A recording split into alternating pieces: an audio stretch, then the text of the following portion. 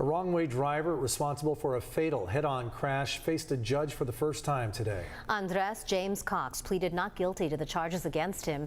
Then his attorney argued for him to stay out of jail. CBS 8's Steve Price joins us live from the downtown courthouse with the details. Steve?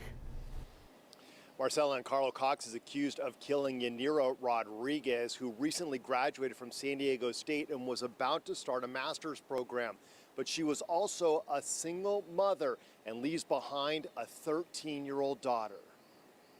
This time we'll enter a not guilty plea, denial allegations, reserve all motions.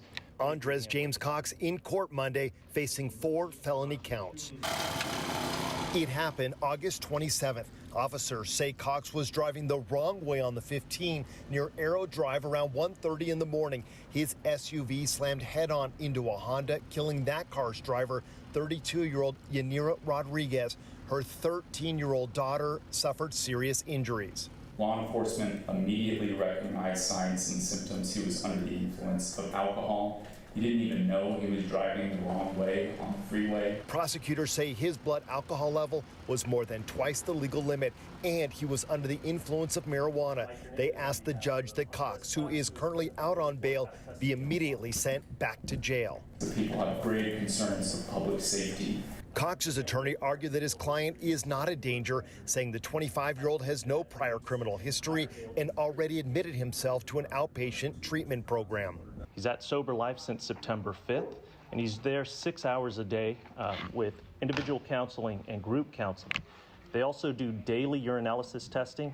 The judge ruled Cox can stay out of jail, but can't drive and has to wear devices that test for alcohol and drugs. He also gave Cox a stern warning.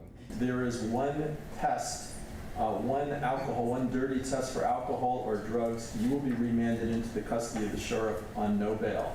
So I am very serious about that, sir. You have one chance and one chance only. I understand. I politely disagree. Yannira's sister was one of several family members in court, and while they disagree with the judge's decision, they say their focus is on Yannira's daughter, who recently underwent reconstructive facial surgery. There was no brain damage. There was no internal damage. For what the accident was, it's a miracle she didn't have more injuries. And the judge, showing he really means business, told Cox he actually has to return to court tomorrow to prove to him that he is in fact wearing those alcohol and drug monitors. His preliminary hearing was also set today. It's going to take place November 14th. Carlo and Marcella. Such a tragedy, Steve. You mentioned Cox faces 4 felony counts. How much time could he spend in jail as a result?